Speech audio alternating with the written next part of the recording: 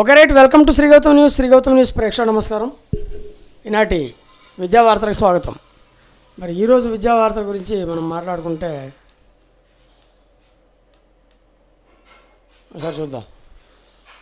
Okay, Aadhaar update గడువు June 14 వరకు పెంపు. ఆధార్ అప్డేట్ చేసుకునేందుకు గడువును వచ్చే ఏడాది జూన్ 14 తేదీ వరకు పొడిగించారు. ఈ మేరకు యుఐడిఐ శనివారం ప్రకటన విడుదల చేసింది. మై ఆధార్ వెబ్సైట్ ద్వారా ప్రజలు ఆధార్ను అప్డేట్ చేసుకోవచ్చని తెలిపింది. జూన్ 14 తర్వాత ఆధార్ అప్డేట్ చేయాలంటే నిర్దిష్ట రుసుమును చెల్లించాల్సి ఉంటుంది. ఉచితంగా ఆధార్ అప్డేట్ గడువు ఇప్పటి వరకు డిసెంబర్ 14 తేదీ దాకా ఉండగా తాజాగా దీన్ని పొడిగించారు. జూన్ 14 వరకు, పర్వాలేదు, ఇంకొక 6-7 మంత్స్ దాకా ఉంది. తర్వాత చూస్తే వెనుకబడిన విద్యార్థులకు Vidyashakti IITM Pravartak technology innovation hub సహకారంతో ఆన్లైన్ తరగతులు గుంటూరు, చిత్తూరు జిల్లాలోని 78 విద్యా సంస్థల్లో ప్రయోగాత్మకంగా అమలు.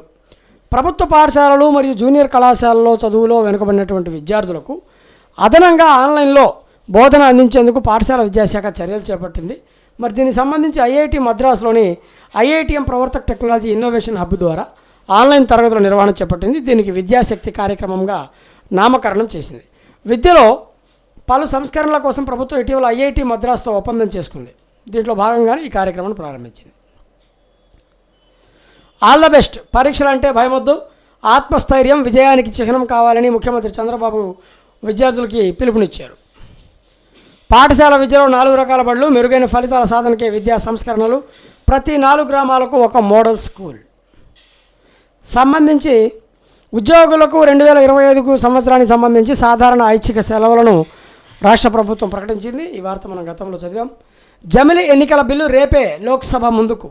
ఉపాధ్యాయునులకు ప్రత్యేక పురస్కారాలు ఇస్తామని బీసీవై పార్టీ అధ్యక్షుడు బోడే రామచంద్ర యాదవ్ వెల్లడి చేశారు.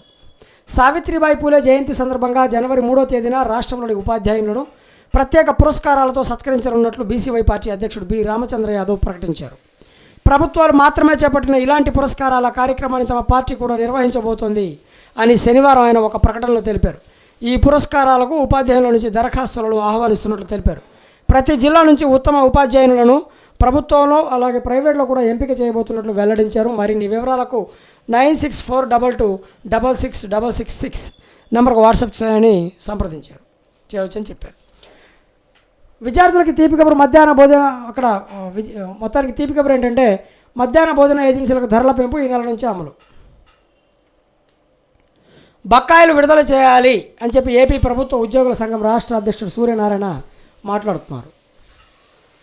ఎస్సీ ఉపవర్గీకరణపై రాజీవ్ రంజన్ కమిటీ ఉపాధ్యాయ ఎమ్మెల్సీగా ప్రమాణం చేసిన పీడీఎఫ్ నేత బొర్రా గోపీమూర్తి. ఉత్తరం రాస్తే బహుమతి. చేతిరాత మెరుగుదలకు ఢాయ్ అఖార్ పేరుతో తపాలా శాఖ పోటీలు. అల్పాహారం కావాలి సహకారం. 10 విద్యార్థులకు ప్రత్యేక తరగతులు, పోషకాహారం అందిస్తే మంచి ఫలితాలు, దాతలు స్పందిస్తే ప్రయోజనం. ఇప్పుడు స్టడీ మెటీరియల్ ఇస్తే మేలు. 562 మంది ప్రధానోపాధ్యాయులకు శిక్షణ. కొండంత చరిత్రకు బండ గుర్తు. కాకినాడ కలెక్టరేట్లో సిమెంట్ దిమ్మె. ఇది కాలగర్భంలో కలిసిపోయిందని చెప్పుకోవాలి.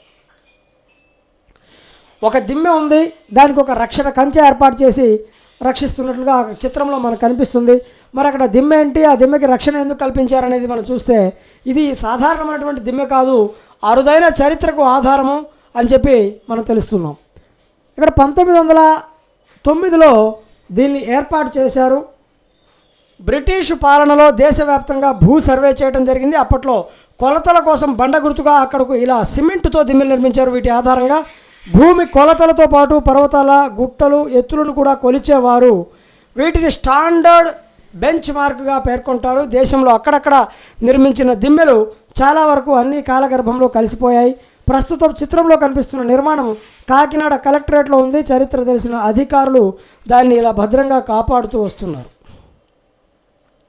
కాంట్రాక్ట్ లెక్చరర్లను పర్మనెంట్ చేయాలి. సీఎంను కలిసిన కాంట్రాక్ట్ లెక్చరర్స్ జేఏసీ. ప్రభుత్వ జూనియర్ డిగ్రీ పాలిటెక్నిక్ కళాశాలల్లో పనిచేసే కాంట్రాక్ట్ లెక్చరర్లను పర్మనెంట్ చేయాలని కాంట్రాక్ట్ లెక్చరర్స్ జేఏసీ ప్రభుత్వాన్ని కోరింది. JAC chairman Kummarakunta Suresh, co chairman Kalluri Srinivasulu శనివారం చంద్రబాబును కలిసి ఈ మేరకు వినతి పత్రం అందజేశారు. కాంట్రాక్ట్ లెక్చరర్లను పర్మనెంట్ చేయాలని సీఎంను కలిసిన కాంట్రాక్ట్ లెక్చరర్స్ జేఏసీ. మహిళా ఉపాధ్యాయ దినోత్సవంగా సావిత్రి పూలే జయంతి బీటీఐ విజ్ఞప్తి. ఇక పరీక్షా సమయం మార్చి 1 నుంచి ఇంటర్ ఫస్ట్ ఇయర్, మార్చి 3 నుంచి సెకండ్ ఇయర్ పరీక్షలు, మార్చి 17 నుంచి 10 పరీక్షలు ప్రారంభం.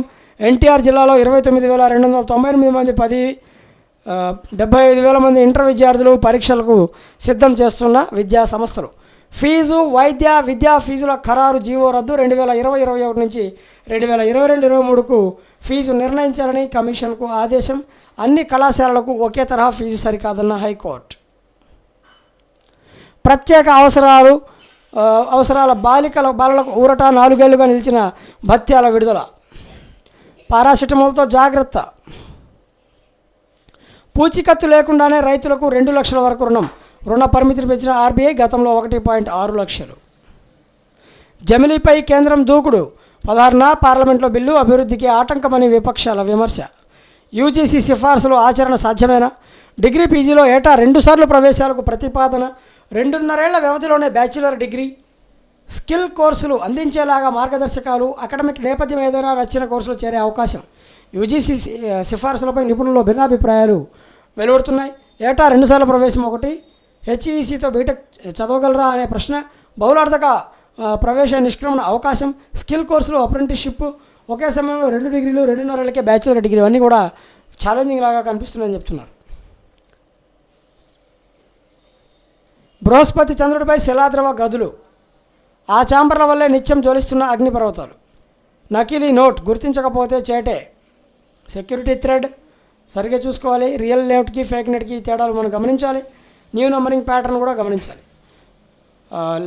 Latent image, bleed lines, intaglio printing, water mark, electrotype water mark, optically variable ink ఇవన్నీ కూడా గమనిస్తే రియల్ నోట్ ఏంటి, ఫేక్ నోట్ ఏంటి తెలుస్తుంది. అమ్మో తప్పుదోవ పట్టించే ఛాన్స్. తప్పుడు సలహాలు అలాగే తప్పుడు సమాచారంతో ఏఐ మనల్ని తప్పుదోవ పట్టించే అవకాశాలు ఉన్నాయి.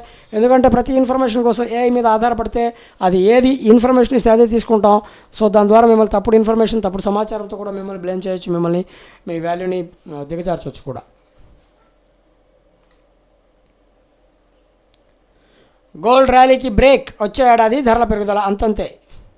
కొంచెమైనా ఆర్సెనిక్తో ముప్పే. UNESCO heritage conservation 2024. పారాసిటమాల్తో వృద్ధుల గుండె కిడ్నీలకు చేటు.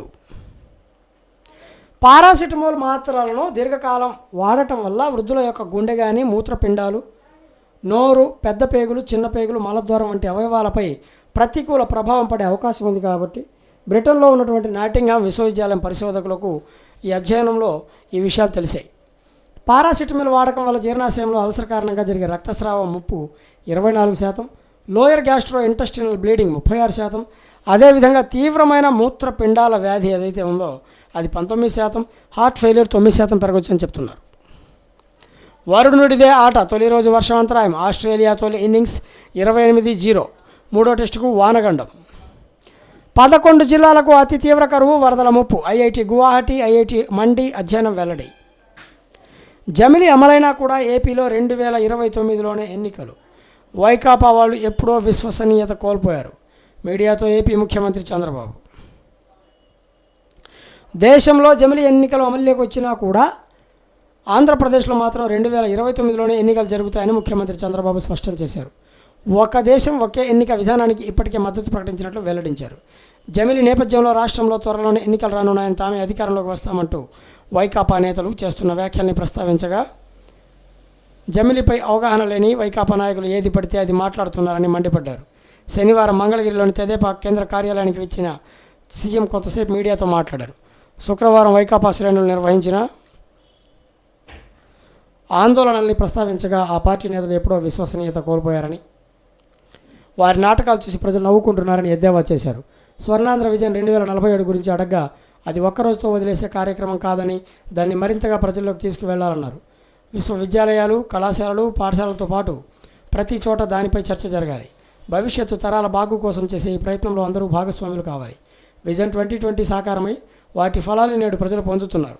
2044లోడు ఇదే పునరావృతం అవుతుంది. విజన్ 2020 అమలు చేసిన తీరు నేటి తరం ప్రజలు తెలుసుకోవాలని చెప్పారు.